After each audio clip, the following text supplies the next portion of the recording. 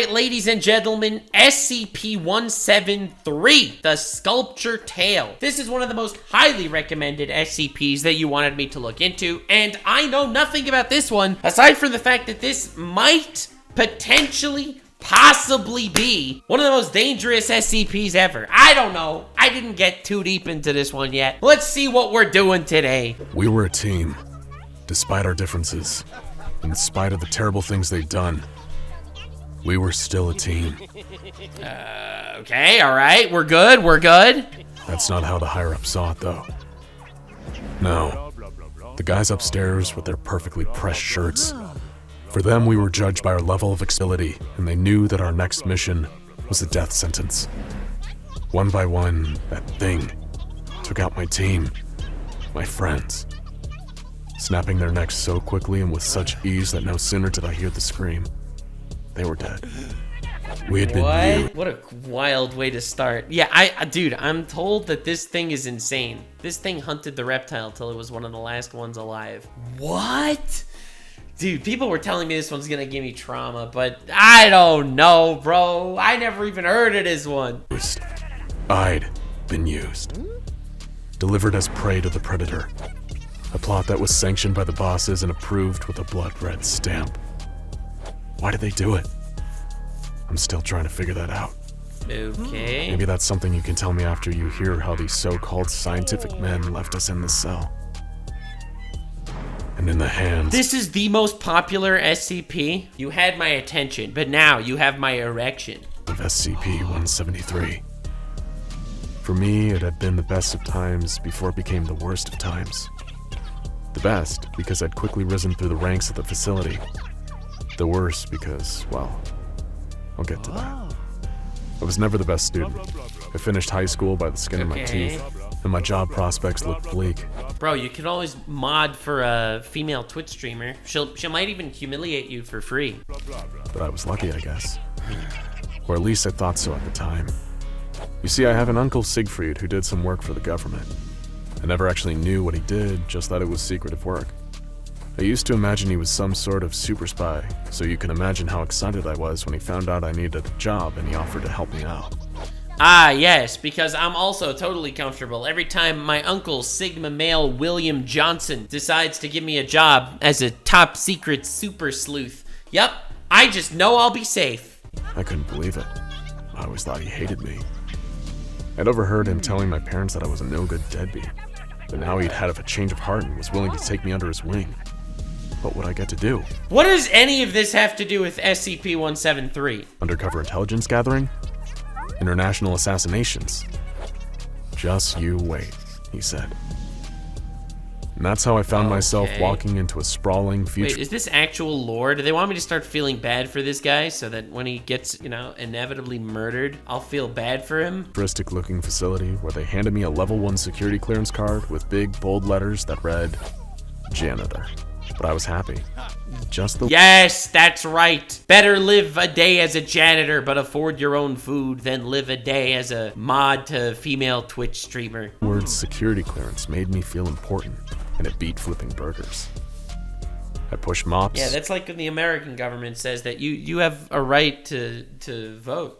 Turned off lights. You feel all important. You got this little badge that says I voted, even though it doesn't make any difference. I'm sorry. Fired up generators. Streamers are supposed to tell people, remember to vote. It's important, guys, or something. Clocked in and clocked out.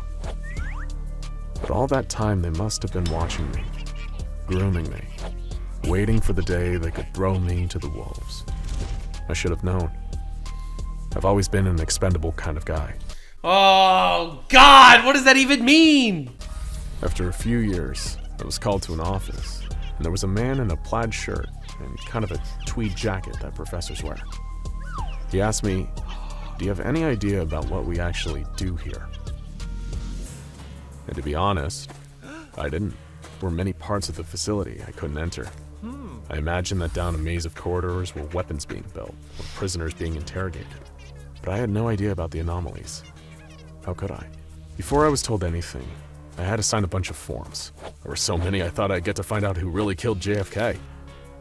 And while they didn't come out and say it, what I inferred was that if I ever talk about what happens at the facility to someone outside the facility, Well, let's just say it's not the kind of thing they'd spell out on a piece of paper, but it involves padded cells and rusty tools. Oh, goody. Oh, nice. Oh, wholesome. Threats of violence, am I right, guys? They're wholesome. This won't go badly. Scared, though.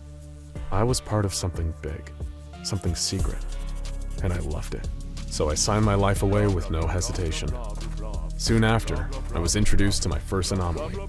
When you simply sign away your humanitarian rights to the government. Yes, sir. Yes, sir. The safe class, of course. They took me to an observation room, and from that room I could see into another room with a sign on the wall that read SCP-173. I just stood there, waiting for something to happen, when in walked another guy in a white lab coat. "Welcome to your first anomaly," he said.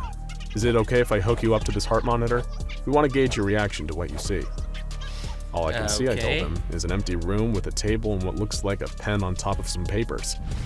"Correct." Nothing creepy about that. Don't worry, this won't kill you in a gruesome way. Half smiling, as if I was some kind of idiot. "That's SCP-173. I thought about telling him that if I needed years of training before I could see a pen, that I probably should have taken that fast food job.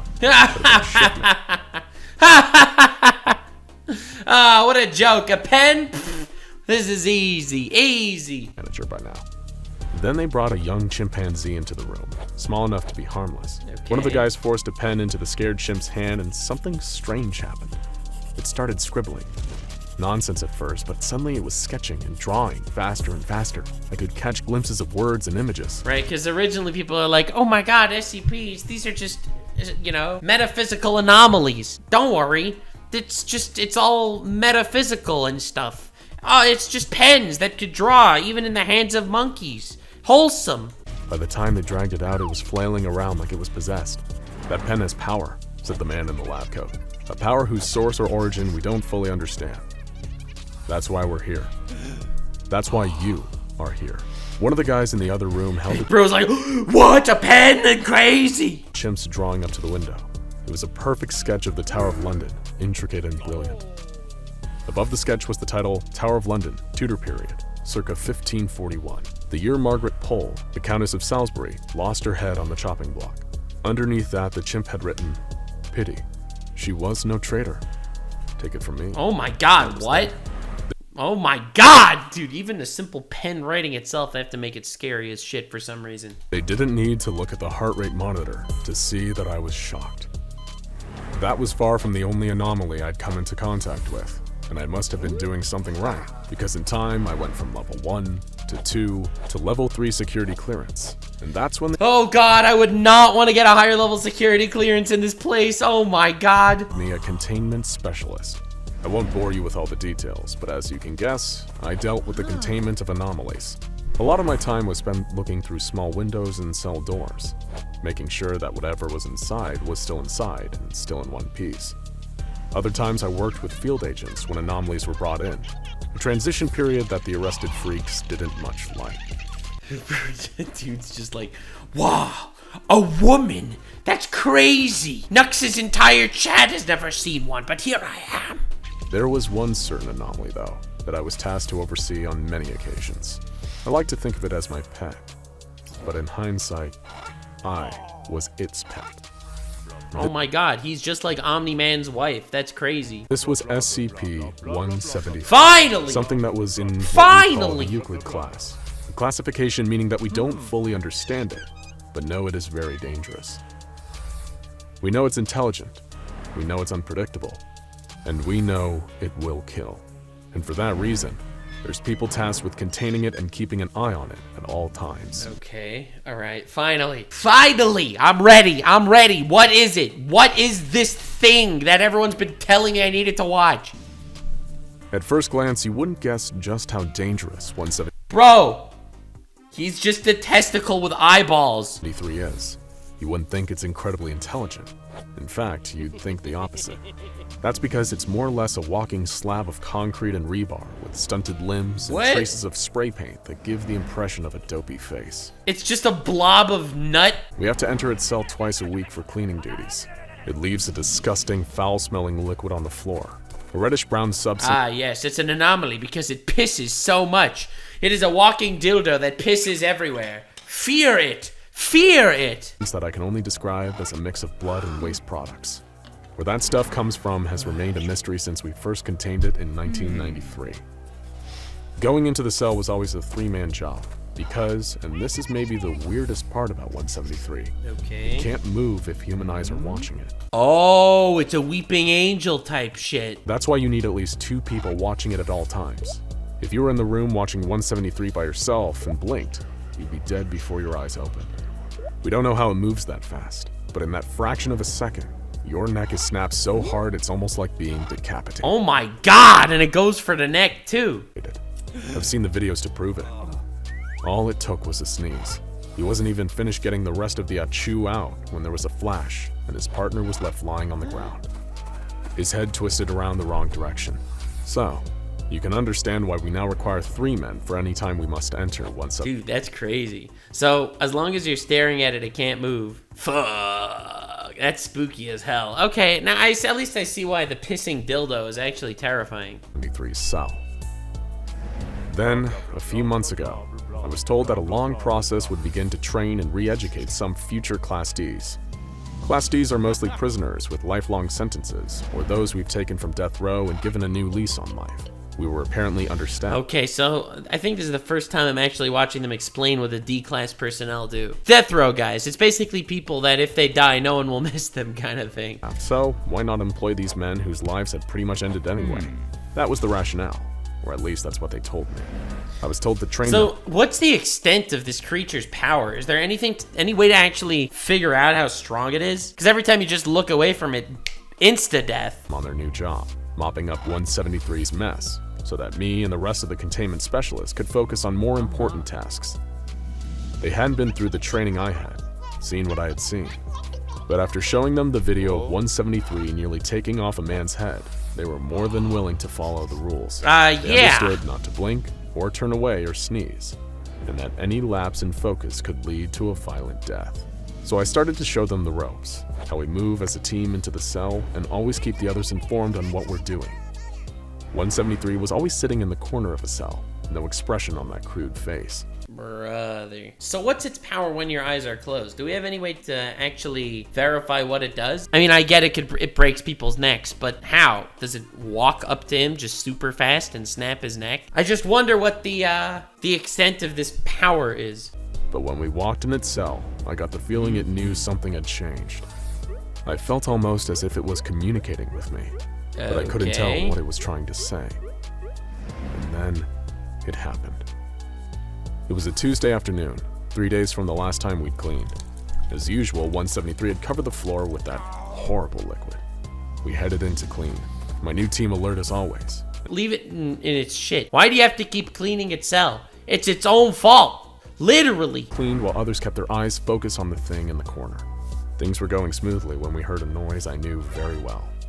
It was the sound of the cell door locking. What? Someone must have screwed up. Hey guys, we're locked in here. I shouted through the intercom. Nothing. Guys, the damn door is locked. Nothing.